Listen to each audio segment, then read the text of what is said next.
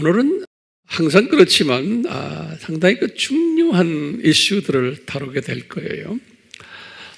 그래서 잘 마음에 준비하시면서 성령님께서 우리 모두에게 이 부분을 잘 정돈시켜 주시기를 간구하고 있습니다. 그렇게 되기를 또 확신합니다. 우리 지난 시간에 우리가 언약궤에 대해서 공부했어요. 지난 시간에.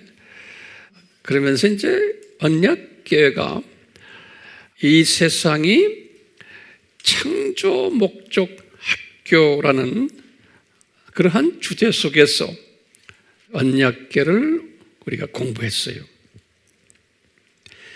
이 세상이 창조 목적 학교라고 하면서 그러면 도대체 우리는 누군가? 그러면 우리는 이 학교의 학생들이다. 이 학생인데 잠깐 이 교육을 받기 위해서 이곳에 던져진 존재들이다. 이것을 이제 베드로는 우리는 나그네들이다. 또는 순례자다. 이런 말을 이제 사용하셨고, 바울은 또 우리는 이 세상 사람들이 아니고 천국 시민이다 라는 말씀을 하셨어요. 그러니까 잠깐 있는 이 세상에 이사야 같은 분은 이사야 40장 6절에서 8절에 우리 잘 아는 이런 말을 했어요. 이분들 다 이제 깨닫고 이야기하는 거예요. 우리는 들의 풀 같다. 그리고 또 아름다운 그러한 것을 추구하는 사람은 들에 있는 꽃 같다. 그렇지만 때가 되면 들의 풀은 시들고 아름다운 꽃은 말라버린다. 이런 말씀을 하신 것이 다 같은 맥락에서 우리는 잠깐 이곳에 와 있는 창조 목적을 훈련받는 학생들이다라는 이 개념 잊지 말아 주시길 바라요. 특히 이런 어려운 때에 항상 이 생각을 잊지 말아 주시길 바라요. 이 학교의 교육 프로그램이 뭐였냐면, 우리 항상 이야기하지만 이 교육 프로그램이 복, 저주, 복 프로그램이에요. 제가 설명 필요 없죠? 복, 저주, 복 프로그램인데, 이 교육 방법은 구체적으로 인간 역사, 7,000년 역사 속에서 학생들을, 교사들을, 보조교사들, 또 여러 가지 교사들을 통해서 교육을 시키시는 거예요. 그래서 이 교육도 눈높이 교육을 시키는 거예요. 우리 역사 속에서 이렇게 보이면서, 그래서 현장 교육을 우리 학생들에게 시키시는 거예요. 그런데 이 현장 교육이 역기능적 교육 방법을 사용하셔서 이런 그 프로그램 속에서 현장 교육을 우리에게 시켜주기 위해서 역사 연극 무대에 등장시키는 한 인물이 아브라함이었어요. 아브라함.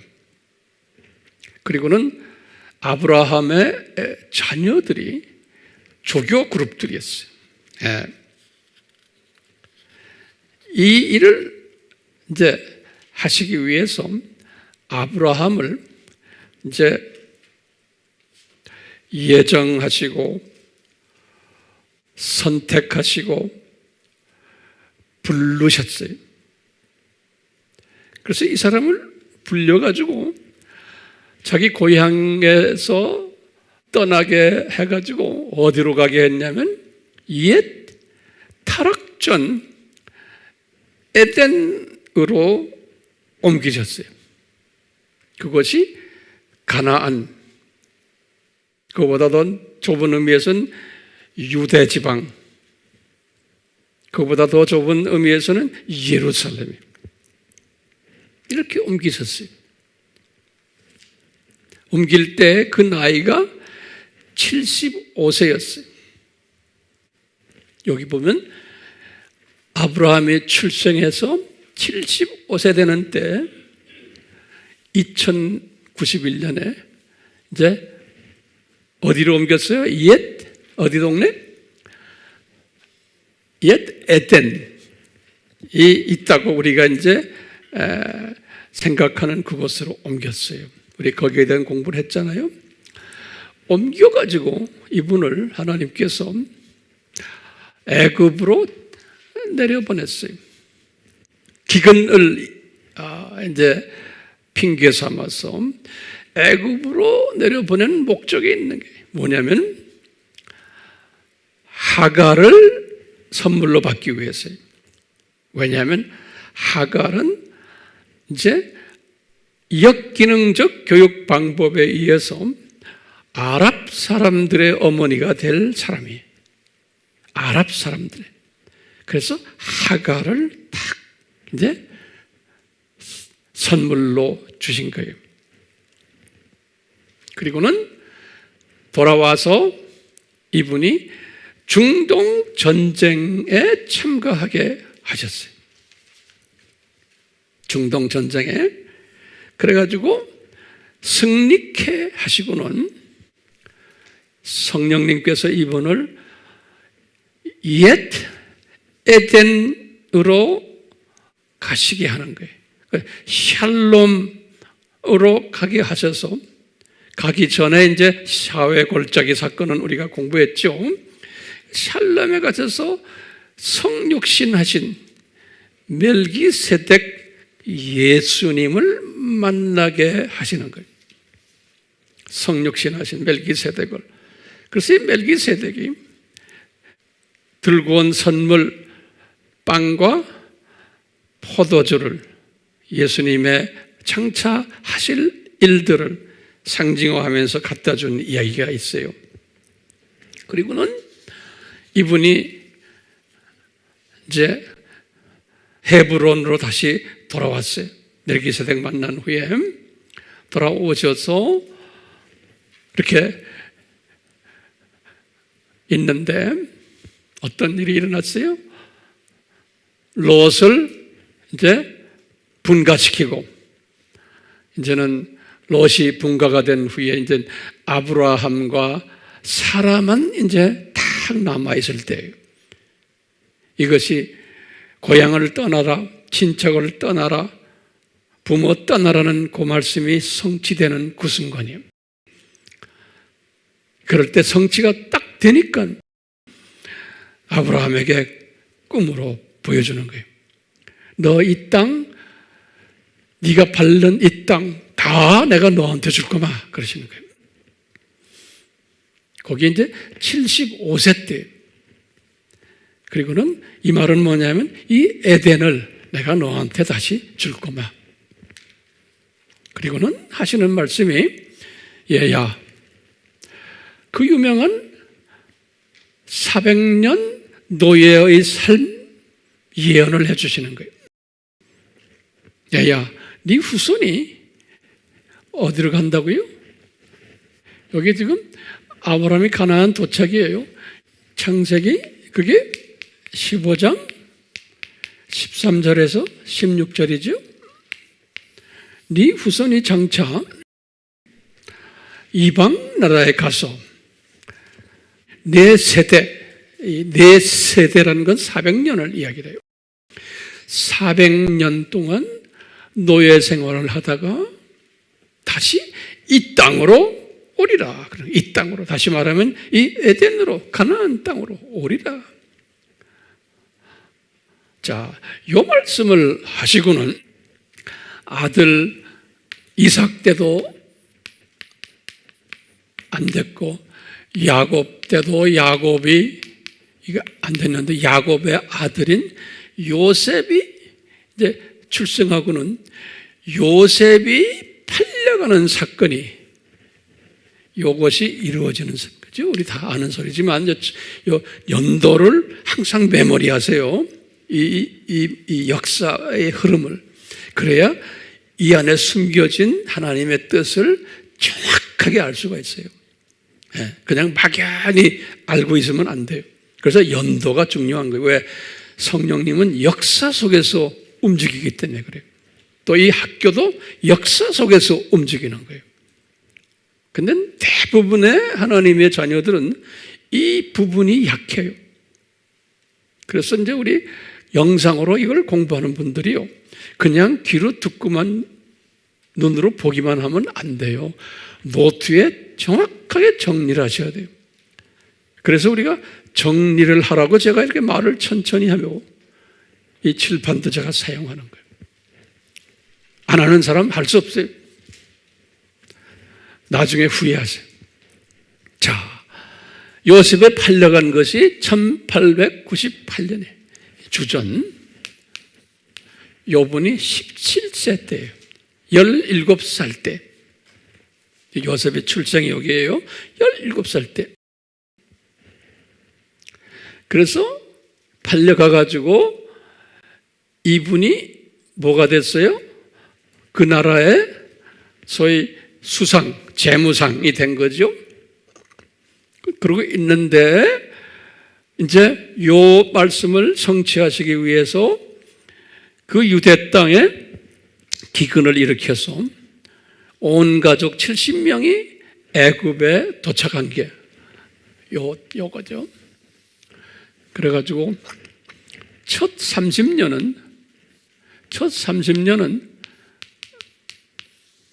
후한 대접을 받았죠. 왜? 요셉이 그 당시에 높은 위치에 있었기 때문에. 그리고는 정확하게 400년은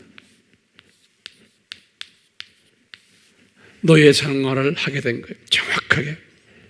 그래서 이제 400년이 이제 됐을 때가 1446년이에요. 여기 출애굽이에요. 이미 모세를 준비하셨죠? 모세가 이제 80세 됐을 때예요. 모세가.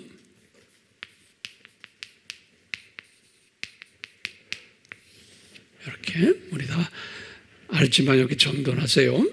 그래서 이제 1446년이 출애굽한 해예요. 출애굽한 해. 자, 이 출애굽을 하고는 3개월 있다가, 출애굽하고는 3개월 있다가 이제 여호와께서, 하면 예수님이에요. 여호와께서 모세에게 이제 구체적으로 말씀하시는 거 3개월 있을 때, 3개월 있는 거는 출애굽기 19장 1절이에요. 출애굽기 19장 1절이 이제 3개월. 그러니까 햇수로는 1446년 같은 해예요. 출애굽하고는 시내산 산 밑에까지 간 거예요. 시내산. 한 3개월 돼가지고 거기 도착했는데 이제 모세에게 하시는 말씀이, 모세야, 나 너하고 이제 만남을 가지고 대화하고 싶다는 거예요. 그래가지고 산으로 올라간 이야기가 한 5번 나와요. 제가 이렇게 카운트해 보니까 한 5번 정도로 이분이 예수님과 대화하기 위해서 올라갔어요. 그런데 4번째 등반했을 때 그때 무슨 명령하시냐면, 모세야, 우리 지난 시간에 공부한 거예요. 언약궤를 만들어라. 4번째 등반했을 때. 그게 이제 출애굽기 25장 10절에서 22절이에요. 그게 이제 지난 시간에 우리 공부한 거예요. 다시 정리를 하고 계시죠? 그러니까 계속해서 정리를 해야 돼요. 반복하고. 자, 언약궤를 만들어라는 게 성경에 출애굽기 몇 장이에요? 25장. 스토리가 만들어서 어떻게 하라는 스토리가 10절에서 22절이에요. 예. 그러면서 이제 이 언약궤에 대해서 우리가 지난 시간에 공부했어요. 그러면 이 언약궤가 성서에서는 여러 가지 이름들이 있다라고 지난 시간에 공부했어요. 언약궤 다양한 이름들. 첫째, 언약궤. 두 번째, 하나님의 궤 그랬어요. 또는 이스라엘의 하나님의 궤. 성경 구절은 지난 시간에 다 드렸어요. 그 다음에 주의 궤 그래요. 또는 주의 언약궤 그랬어요. 그 다음에 증거궤 그래요. 증거궤. 이 언약궤는 두 부분으로 구성되어 있다. 지난 시간에 공부했어요. 첫 번째는 궤예요. 궤짝이에요. 궤짝. 그렇죠? 이 궤짝 안에 뭐가 있었어요? 세 가지 내용물이 있었죠? 우리 공부했죠? 근데 궤짝을만 있고 그 다음에 궤짝 위에 또 속죄소를 만들었어요. 같은 사이즈 넓이와 가로 세로가. 그래서 이 속죄소 또는 무슨 소라고 그래요? 자비석 그래요. 자비석. mercy seat라고 해요. SEAT. 자리라는 소리, 의자라는 소리. mercy seat. 이렇게 해서 언약궤가 두 부분으로 구성이 된다 그랬어요. 두 부분으로. 궤와 그 다음에 뭐예요? 자비소, 자비석. 우리 그림으로 지난 시간에 우리 공부했죠. 예. 그렇게 공부하고는 우리 지난 시간에 이제 예수님께서 모세에게 이제 레위기 16장에 레위기는 출애굽을 하고는 그 다음 해부터 그 다음 해 그러니까 1445년이 이때부터 이제 레위기를 쓰시게 하셨는데 레위기에서 레위기 16장에서 우리 잘 아는 이야기가 나와요. 레위기 16장에서 이게 아주 중요하기 때문에 제가 다시 반복하는 거예요. 16장에서 어느 날이냐면 속죄절에 우리가 7절기 공부했잖아요. 나팔절 다음이 속죄절이에요. 속죄절 날에 어떻게 하느냐? 속죄절 날에 아론이 대제사장이에요. 아론이 어디로 들어가요? 지성소에 들어가는 거예요. 아론이. 그런데 이 지성소는 영광으로 가득 차 있기 때문에 자기의 죄를 씻어야만 들어갈 수 있어요. 안 그러면 즉살해 버려요. 아론이. 그래서 아론이 자기 죄를 씻기 위해서 숫송아지를 이제 잡아서 피를 자기 몸에 바르고 그리고는 그 피를 들고서 지성소로 들어가서 그 피를 어디에다 뿌리냐면 자비석 위에다 뿌리는 거예요. 궤 위에가 아니고 자비석 위에다 뿌리고는 그리고는 또 피를 손가락에 발라가지고 자비석 앞에다가 7번을 뿌려요. 이 순서를 잘 이제 알 필요가 있어요. 그래가지고 이제 이분이 들어갈 때 그것만이 아니고 그 금향단에 그 향불이 향을 안으로 집어넣어가지고 그 향의 향이 나오면서 자비석을 덮어버리도록 하는 거예요. 그러니까 이 향이 자비석을 덮어줘야지만 이분이 즉살하지 않는 거예요. 네. 그래서 다시 말해요. 향불이 자비석을 덮어야 되고 그 다음에 자비석 위에 또 자비석 앞에 숫송아지의 피가 뿌려져 있어야 되는 거예요. 이것은 누구를 위해서요? 아론의 죄를 속하기 위해서. 그리고 자기 죄가 속한 다음에 아론이 나와가지고 염소 2마리가 준비되어 있는데 그 중에 한 마리를 죽이는 거예요. 죽여가지고 이 염소는 누구의 죄를 대신하냐면 이스라엘 민족들 전부 다의 죄를 속하기 위해서 염소 2마리 중 한 마리를 이제 죽여가지고 그 피를 가지고 들어가는 거예요. 들어가서 똑같이 자비석 이제 향불을 켜고 그리고는 자비석 위에 뿌리고 또 자비석 앞에 손가락으로 해서 7번을 뿌리는 거예요. 그러면 이제 모든 백성들의 죄가 사함을 받는 거예요. 그 자비석이 누구의 위치예요? 그게 예수님의 위치고 예수님의 십자가가 달린 위치고 그 자리가 우리가 예레미야 동굴에 그 안에 그 언약궤가 있었던 그 위치예요. 그 바로 위에서 예수님이 실제로 어떻게 했어요? 십자가에서 달리셨던 이야기 우리 지난 시간에 했죠.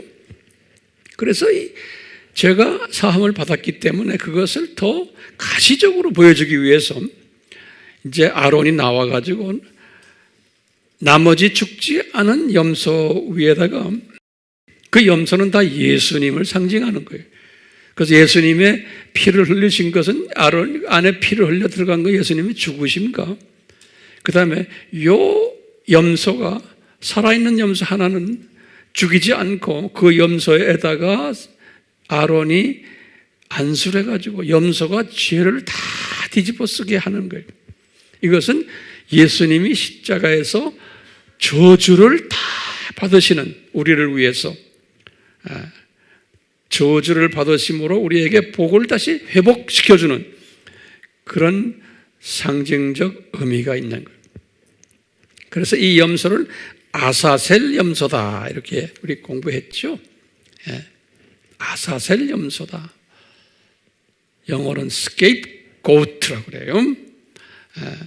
그래서 이제 이 염소를 이렇게 안수한 후에 광야에 이제 데리고 가서 놓아주는 거예요. 그래서 돌아오지 못하게. 그건 우리의 죄가 영원히 사함을 받는다라는 뜻을 가지고 있었어요. 그러니까 이제 아사셀 염소를 스케이프고트라는 것은 희생양이다 그런 말이에요. 네가 받을 죄를 대신 내가 뒤집어 썼다. 그래서 이 영어권 사람들은 자기가 누굴 위해서 대신 손해봤다 그러면 Gee, I'm a scapegoat 그래요. 이 영어 표현이 있어요. I'm a scapegoat 그 말이 내가 당신을 위해서 뒤집어 썼다. 자, 다시 한번 정리해요. 속죄소는 그러면 무엇을 상징하나? 이 속죄소는 에덴 중앙을 상징한다. 이렇게 우선 적어놓고 에덴 중앙 또는 생명나무가 있었던 장소로 우리가 상징하고요. 또 세 번째로는 선악을 아는 그 지혜를 주는 나무가 있었던 장소 또는 아담이 저주받았던 장소 또는 아담이 타락했던 장소 또는 예레미야 동굴 안에 언약궤가 숨겨진 장소 또는 용서의 장소 또는 자비의 장소 또는 복이 회복받는 장소 또는 창세전 하나님의 신비가 성취되는 장소. 자, 그러면 이제 우리 질문을 한번 던져봅시다. 왜 언약궤를 디자인하셨나? 이 질문 한번 던져보세요. 왜 언약궤를 디자인하셨나? 그러면 첫 번째 답이 이 창조 목적 학교 교장 되시는 예수님이 복, 저주, 복 프로그램 안에서 이 속죄의 양이 됐을 것을 이제 우리의 눈높이로 현장 교육으로 아브라함과 그 후손들을 보조 교사로 하여서 가르쳐주기 위해서요. 이 하나님의 신비는 뭐냐? 창세전에 이 십자가를 준비하셨다, 예비하셨다. 이것이 하나님의 신비예요. 이 학교를 이렇게 디자인하신 거예요. 이것이 바울이 깨달았고 베드로도 깨달았고 요한도 깨달은 거예요.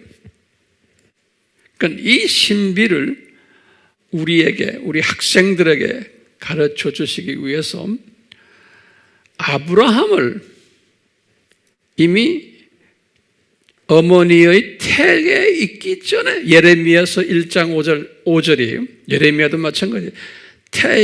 어머니의 태에 형성되기 전에 이미 예정하셨고 선택하셨고 부르셨고 또 지금 하고 계신 거예요. 사용하고 계신 거예요. 로마서 8장 29절에서 30절이에요. 자, 이런 가운데 지금 시내산 밑에까지 온 거예요. 자, 그림이 이제 그려집니까? 이 예수님께서 교장 선생님이 그러는 거예요. 시내산으로 올라와라. 그래서 몇 번 올라갔다고 그랬어요? 5번 올라갔어요. 나중에 이제 5번째는 내가 다음 시간에 또 설명하겠는데, 근데 이 3번째 등반하셨을 때예요. 출애굽기 19장 26절에 이제 3번째 등반하셨을 때 뭐라고 말씀하셨냐면, 이 예수님께서 십계명을 주셨는데, 십계명을 이것은 구두로 주셨어요. 말로, 구두로. 이게 중요한 개념이니까요. 돌판에 새긴 게 아니에요. 구두로 십계명을 주셨어요. 계시록 20장 1절에서부터 17절이에요. 자, 그 다음에 4번째 등반하셨어요. 출애굽기 24장 12절에서 18절이에요. 이 4번째 등반하셨을 때는 이분이 처음에 3번째는 잠깐씩 등반했어요. 그런데 4번째 등반하실 때는 40일간 예수님과 함께 계셨어요. 40일간. 이때는 금식하지 않았어요. 그런데 이제 5번째 등반은 40일간인데 완전히 단식하셨어요. 그건 나중에 우리가 이제 다음 시간, 또 다음 시간에 제가 말씀드릴 거예요. 자, 지금 몇 번째 등반 지금 이야기합니까? 4번째 등반하셨어요. 4번째 등반은 출애굽기 24장 12절에서 18절에 그 스토리가 나와요. 40일간 체류했다 그랬어요. 그 24장 18절에 보면 40일간이라는 말이 나와요. 24장 몇 절이에요? 18절에. 네.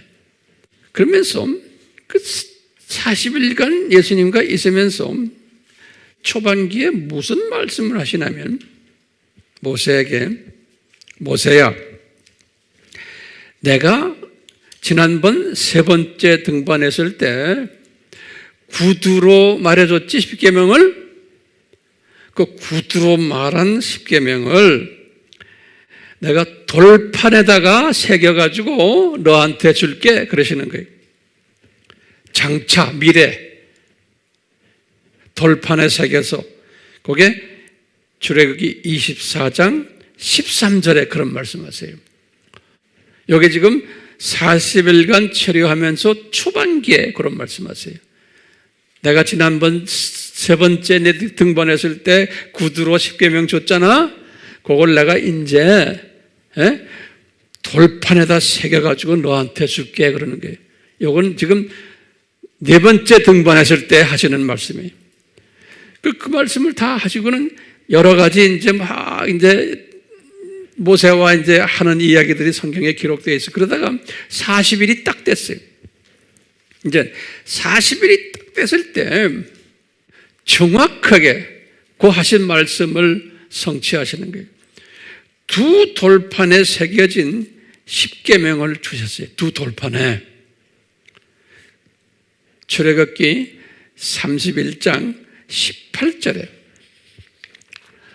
두 돌판에 새긴 첫 수직계명과 수평계명이 이렇게 나눠져요. 이것을 뭐라고 말씀하셨냐면 두 돌판이다 그러시고, 또 거기다가 또 이 두 돌판을 뭐라고 말씀하셨냐면 두 증거판이다 그래. 증거판. 두 증거판이다. 영어로는 증거는 테스티모니예요. 예. 증거판이다 그랬어요. 이제 오늘은 제가 이 부분을 좀 가지고 이제 우리가 좀 심도 있게 공부를 하려고 그래요. 마음의 준비됐어요? 예. 그러면 우리 질문이, 왜 이 두 돌판을 두 증거판이라고 말했나? 이 돌판은 우리가 지금 지난 시간에 봤죠. 이 궤 안에 세 내용물이 있는데 그 세 내용물 중에서의 한 내용물이에요. 기억나세요? 그거 다시 적으세요. 세 내용물 중에서 첫 번째 내용물이 돌판이 십계명 돌판이죠. 두 번째 내용물이 만나를 담은 항아리라고 그랬죠. 그건 누구를 상징해요? 예수님을 상징하고, 그 다음에 아론의 쌍난 지팡이는 성령님을 상징한다고 그랬죠. 그러면 이 두 돌판은 누구를 상징한다고 그랬어요? 성부 하나님을 상징하는 거예요. 그렇기 때문에 이 두 돌판은 이제 항상 이것을 머릿속에 기억하시고 묵상하세요. 이거는 성부 하나님을 상징하는 거예요. 이 십계명 돌판은. 이 성부 하나님은 성자 하나님과 성령 하나님과 동격이시고 동위이시지만, 동질이고 동양이시지만 항상 삼위 중에 대표하시는 하나님이세요. 성부 하나님은. 그렇기 때문에 요 십계명이라는 뜻이 뭐냐면, 요 돌판, 두 돌판이 뭘 말하냐면 이 성부 하나님을 증거해 주는 돌판인 거예요. 그러니까 성부 하나님의 마음을 증거해 주는 굉장히 중요한 개념이에요. 이 십계명 돌판인 성부 하나님의 마음이 담겨 있는 돌판이에요. 예, 성부 하나님의 마음이 담겨 있는 돌판이에요. 요거 우선 잘 정리하시고, 그 다음에 왜 그것을 구두로만 주지 않으시고 이 돌판에다가 새기셨나? 요거 질문이에요. 왜 돌판에 새기셨나? 그러면 요 대답을 우리가 해야 돼요. 이 돌판에 새긴 것은 이 성부 하나님의 마음이 변하지 않는 영원한 마음이라는 거예요. 변하지 않는 돌에다가 새긴 것은요. 그 다음에 이것은 지울 수 없는 마음이에요. 이 절대 가치가 있는 마음이에요. 이것은 일시적 마음이 아니에요. 또는 한시적 하나님의 마음이 아니에요. 또는 지울 수 있는 하나님의 마음이 아니에요.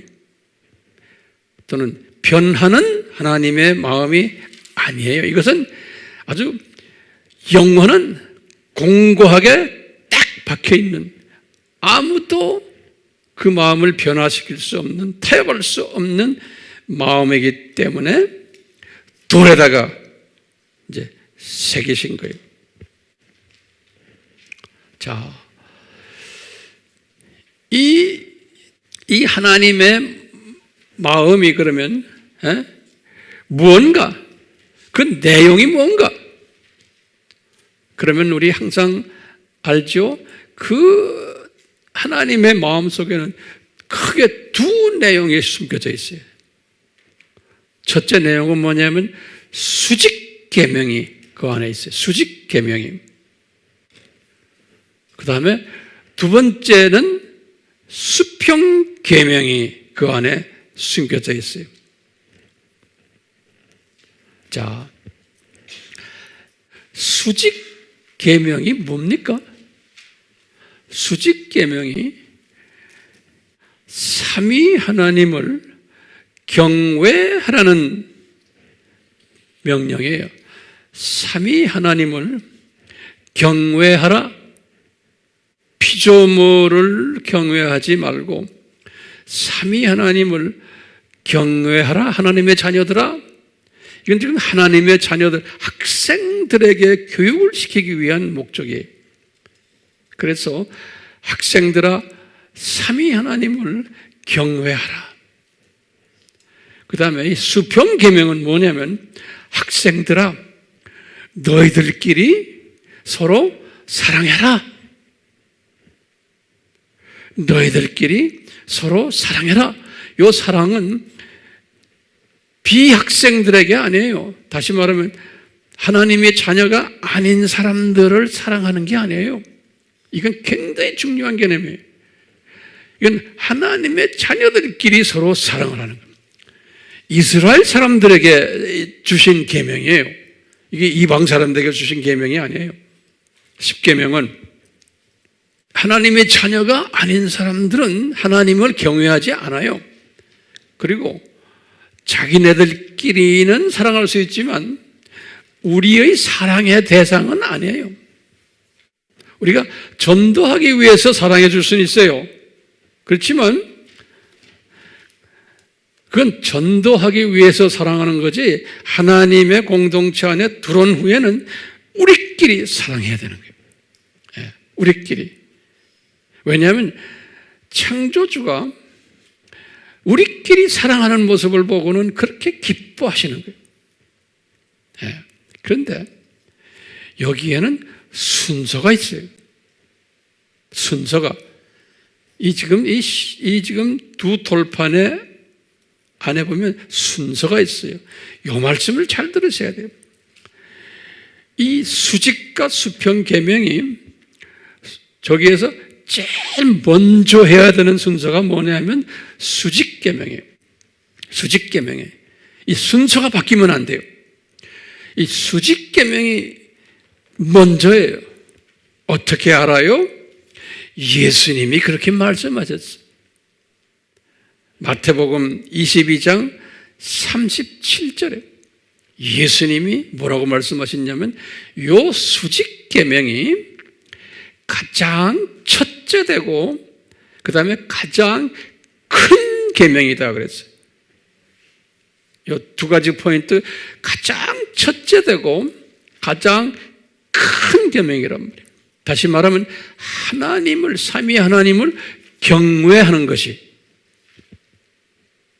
하나님을 영어로는 fear of the Lord, 하나님을 경외하는 자가, 하나님의 자녀들이 하나님을 경외하는 그 행위가 가장 크고 첫째되는, 가장 첫째되고 큰 계명이라는 거예요. 그리고는 두 번째 계명이 수편 계명이라는 거예요. 너희들끼리, 하나님의 자녀들끼리 서로 사랑하라는 거예요. 그런데 이 순서가 바뀌면 안 되는 거예요. 순서가 바뀌면은 이것은 하나님의 창조 목적에서 위배되는 거예요. 다른 말로 표현하면 먼저 하나님의 자녀들끼리 사랑해요. 그리고 저 사람 참 자비스럽다, 저 사람 참 성인이다, 저 사람 칭찬받고, 그게 되게 돼 있어요. 그렇게 하다 보면은 자기가 칭찬받는 거예요. 그러면 자기 영광을 받게 되니까 이게 창조 목적에 어긋나 버리는 거예요. 그렇기 때문에요, 이것은 수직 계명을 먼저, 하나님을 경외하는 마음을 먼저 가지면은, 그 마음을 가진 사람들은 자연히 하나님의 자녀들을 사랑하는 마음을 가지게 돼 있어요. 그러니까 이 하나님을 경외하는 자는 성령님이 능력을 베푸셔서, 지혜를 베푸셔서 어떻게 하느냐? 하나님의 자녀들을 사랑하는 마음을 주시고 능력을 주세요. 그러니까 자기 실력으로 되는 게 아니에요. 그런데 거꾸로 내가 인본적인 크리스찬이, 내 의지를 발동해서 내가 아주 착하게 살아, 그러면 이런 사람은 하나님을 경외하는 마음이 있지만 그것이 순수한 마음이 안 돼요. 왜냐하면 자기가 나타나기 때문에 그런 거예요. 자기의 의의가 나타나고. 많은 기독교인들이 이런 데에 실패를 하고 있어요. 오늘날도 마찬가지예요. 우리가 보면 교회의 사명이 뭐냐? 이웃 사랑하는 거다, 이렇게 나오는 거예요. 이건 잘못된 가르침이에요. 교회의 사명이 뭡니까? 크리스찬 사명이 뭐예요? 하나님을 경외하는 거예요. 다시 말하면 이 아버지 하나님의 마음을 닮아가는 것이 그 증거판의 내용이에요. 그렇기 때문에요, 이게 창조 목적에서 가장 중요한 거예요. 그렇기 때문에요, 하나님을 경외한다, 이게 무슨 뜻일까요? 이거 잘 정돈하시길 바라요. 항상 묵상하셔야 돼요. 지금부터요, 내가 항상 평소에 이야기하는 거지만 다시 정리를, 하나님을 경외한다는 말이, 황 목사님 이게 무슨 말입니까? 구체적으로 우리 삶 속에서. 그러면 저는 이렇게 해요. 하나님의 정체성을 먼저 항상 묵상하는 거예요. 하나님의, 이게 굉장히 중요한 거예요. 하나님의 정체성을 묵상하는 게, 제가 여자의 후손책에도 써놨지만 세 부분에, 존재론적으로, 사역적 차원에서 또는 성품적 차원에서. 그래서 이 존재론 차원에서 삼위 하나님을 어떻게 묵상하냐면, 항상요, 하나님은 삼위 하나님이십니다. 그러고는 가만히 묵상하는 거예요. 삼위 하나님이십니다. 하나님은 두 번째로 자존하신 분이십니다. 스스로 계신 분이십니다. 엄청난 묵상이에요. 그리고 세 번째는 하나님은 영원하신 분이십니다. 계속 묵상하는 게. 네 번째로는 하나님은 불변하시는 하나님이십니다. 이 네 부분을 묵상하는 거예요.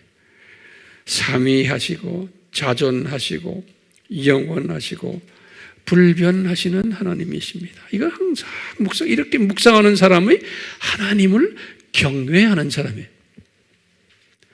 그리고는 사역적 측면에서의 하나님을 또 묵상하는 거예요. 하나님은 창조자이십니다. 두 번째는 전지자이십니다. 다 아십니다. 내가 억울한 일을 당해도 다 아시잖아요. 그러면 마음의 평강이 있는 거예요. 다 아시는데요. 이 역사도 다 아시고 역사를 주관하시는 분이세요. 지금 우리나라에서 지금 일어나는 일들, 미국에서 일어나는 일들, 코비드 다 아시는 분이세요.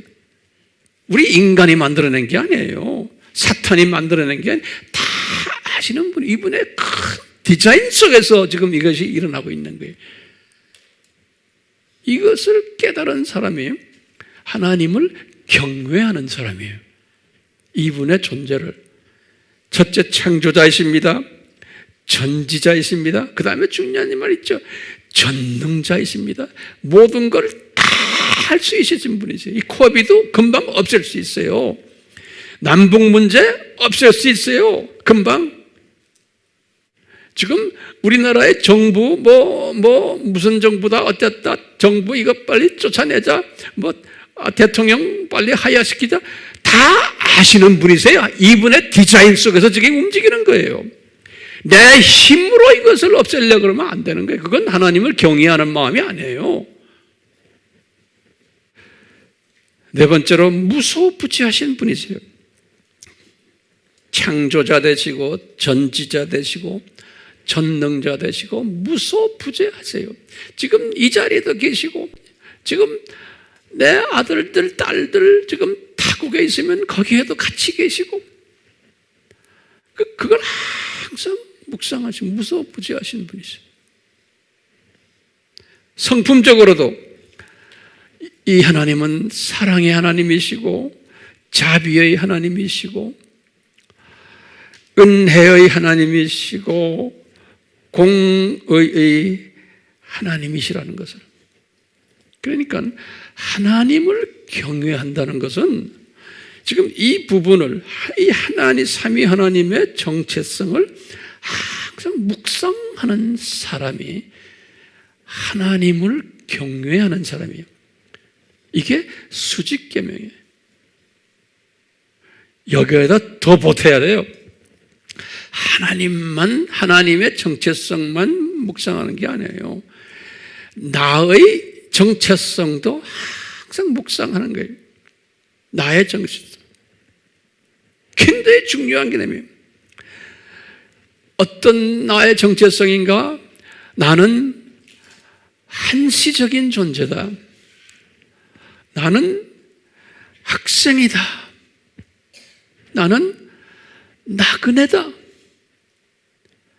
나의 시민권은 저 위에 있다.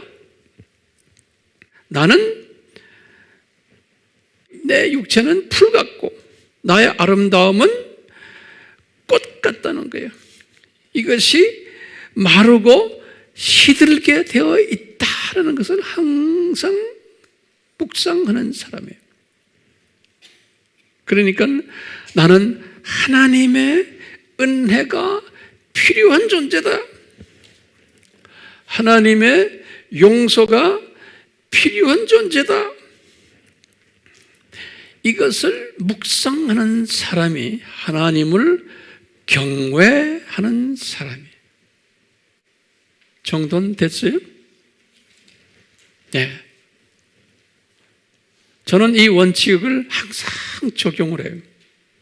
제가 주일마다 말씀을 전할 때마다 이 원칙이 여기저기에서 이렇게 솟아나는 걸 여러분들이 느끼실 거예요. 네. 이것이 수직계명이에요. 자, 그러면 수편계명은 그러면 뭡니까? 하나님의 자녀들끼리 서로 사랑하라는 거예요. 수편계명은. 이 계명은 이 수직계명을 내가 항상 묵상하면서 내 삶에 적용하면은 스스로 자연히 주변의 하나님의 사람들을 사랑하게 돼 있어요. 이분들에게 주님이 뭘 줘요? 이분들을 내가 용서해 줄 수 있는 거예요. 내가 받은 사랑을 나눠줄 수 있고, 그러니까 하나님의 자녀들을 내가요 이렇게 배려해 줄 수 있고, 성령의 9가지 열매들 고린도전서 13장의 사랑이 그대로 흘러나가는 거예요. 무례에 행치 않게 되고, 하나님의 자녀들을 내가 좀 기분 나쁘다고 성내지 않고, 시기하지 않고, 항상 칭찬해주고 격려해주고, 이게 몸에 배는 거예요. 내가 자랑하지 않고, 내가 자랑하면 또 시기를 내는 사람들이 있거든요. 그러니까 함부로 자랑하지 않고, 교만하지 않고, 내 유익만 추구하는 이기주의자가 되지 않고, 주변 사람들의 이익을 항상 생각해주는 그런 사람. 그러면서 하나님의 자녀들은 은혜의 분량도 다르고, 은사의 분량도 다르고, 믿음의 분량도 다르다라는 것을 깨닫고, 항상 이 다양 속에서 조화 역할을 하는 사람인 거예요. 그것을 화평케 하는 자 그랬어요.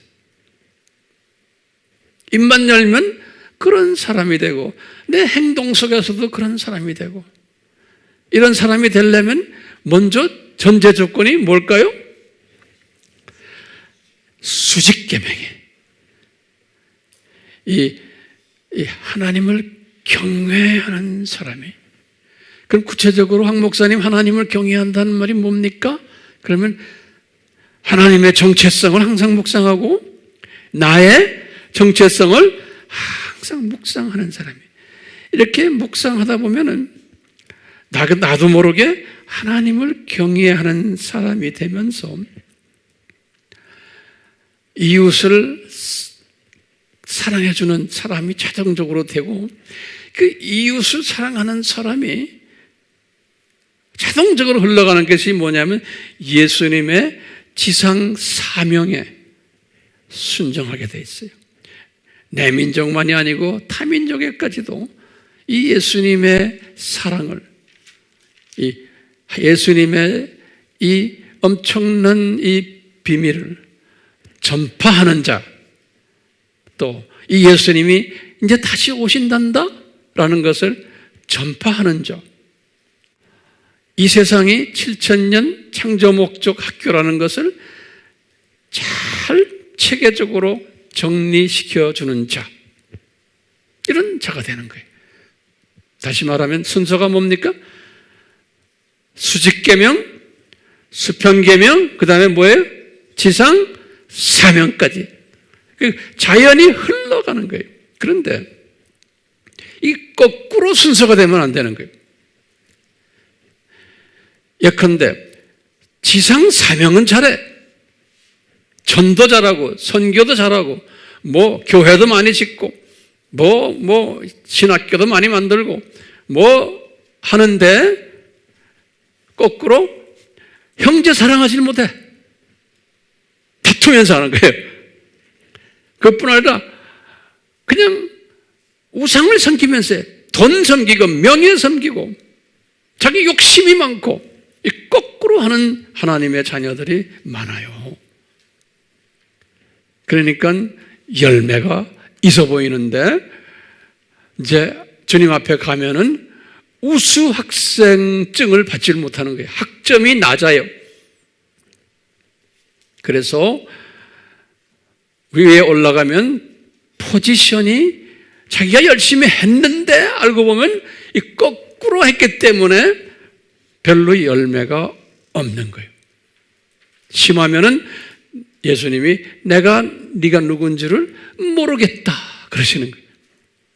그러니까 우리는 이 순서가 대단히 중요한데, 이 순서가 어디에 숨겨져 있냐면 이 두 돌판에 숨겨져 있는 거예요. 이 두 돌판에. 그렇기 때문에 이 두 돌판은 우리에게 엄청난 메시지를 주시는 거예요. 그렇기 때문에요. 제가 이제 결론적인 말씀이에요. 그렇기 때문에 솔로몬이 이것을 깨닫고는 솔로몬이 많은 복을 받았어요. 지식을 받았고 물질도 받았고 명예도 받았고. 그런데 이분이 이 두 돌판이 예루살렘 성전 지어놓고 성전 안에 있는데도 이분이 거기에 대한 비밀을 몰랐기 때문에 이분이 이방 여자들과 무슨 관계를 맺었어요? 이 두 돌판에 숨겨진 원칙을 대로 살지를 않았어요. 돌판은 성전 속에 있는데 그러다가 이분이 나중에 회개하고는 이제 이분이 잠언을 기록하고 전도서를 쓰고 아가서까지 쓴 거예요. 그 내용을 보면 이분이 이걸 깨달은 이야기돼요. 이 깨달은 뭘 깨달았냐면 이 지식의 근본이 뭔가 그러면서 지식의 근본은 지식의 시작은 하나님을 경외하는 거구나. 이것이 시작이구나 라는 걸 깨달았어요. 잠언 1장 7절에 그리고는 잠언 쭉 보면 전부 이 소리예요. 전도서를 들여다보세요. 이것을 깨닫지 못하고 산 내 삶이 헛되었다. 그러면서 전도서의 핵심은 뭐냐면 이 여호와를 경외하는 지식이 이게 최고구나라는 것을 이야기하는 것이 전도서 이야기이고 아가서 이야기예요. 이 두 돌판 내용을 깨달은 거예요. 그렇기 때문에 시편 기자도 똑같이 이런 말 했어요. 시편 111편 10절에 뭐라고 그랬냐면 시편 111장 10절에 제가 이런 말씀 많이 했어요. 기독교인이 하나님의 자녀들이 어떤 자녀들이 지혜자 있는지 압니까? 이것은 이 하나님을 경외하는 자가 크리스찬 지혜자라는 거예요. 아까 솔로몬은 크리스찬 지식인은 어떤 사람이 지식인인 줄 압니까? 하나님을 경외하는 자가. 그러면 황 목사님 경외한다는 뜻이 뭡니까? 그러면 제가 뭘 말씀드렸죠? 삼위 하나님의 그 정체성과 나의 정체성을 계속 묵상하면서 고백하는 사람이에요. 이런 사람은 수직 계명을 잘하는 사람인데 수평 계명까지 잘하는 사람이에요. 그리고는 지상 사명까지 잘하는 사람이에요.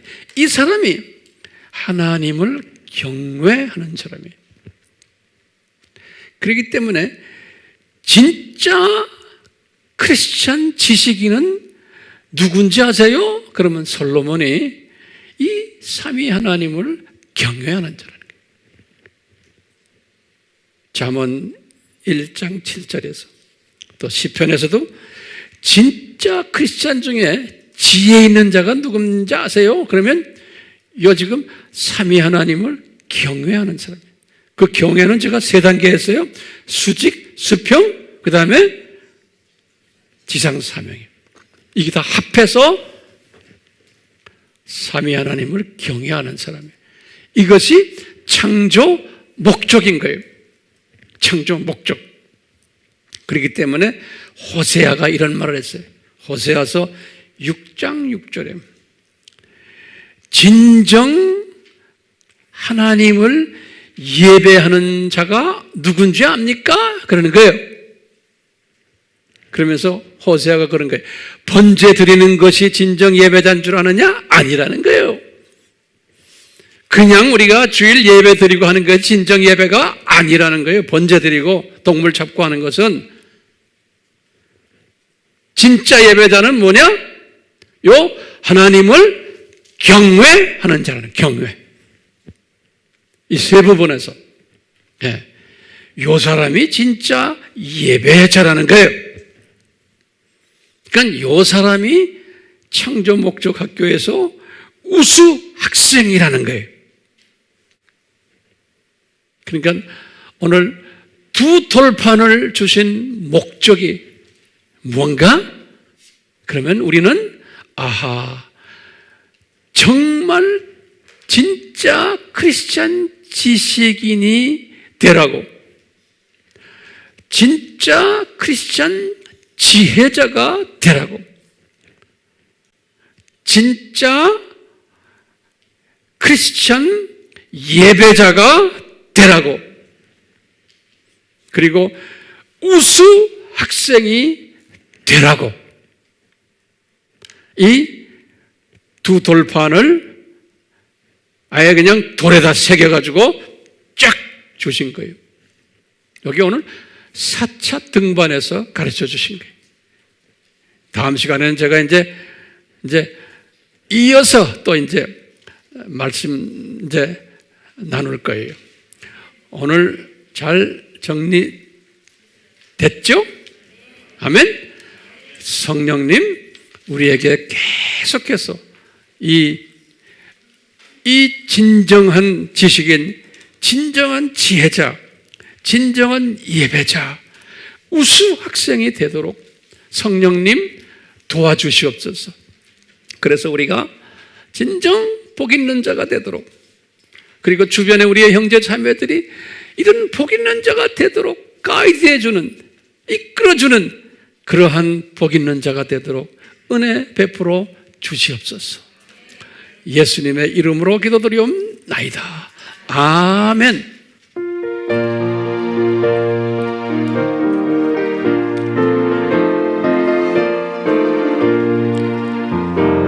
죄에서 자유를 얻게 하는 보혈의 능력, 주의 보혈, 시험을 이기고 승리하니 참 놀라운 능력이로다. 주의 보혈 능력 있도다. 주의 피 믿으라. 주의 보혈 그 어린 양의 매우 귀중한 피로다. 그 죄의 정욕을 이기는 보혈의 능력, 주의 보혈 정결한 마음을 얻게 하니 참 놀라운 능력이로다. 주의 보혈 능력 있도다. 주의 피 믿으라. 주의 보혈 그 어린 양의 매우 귀중한 피로다. 빛보다 이에 밝히는 것, 보혈의 능력, 주의 보혈 부정한 모든 것 밝히시니 참 놀라운 능력이로다. 주의 보혈 능력 있도다. 주의 피 믿으라. 주의 보혈 그 어린 양의 매우 귀중한 피로다. 주의 복음을 전할지고 보혈의 능력, 주의 보혈 날마다 나에게 찬송 주니 참 놀라운 능력이로다.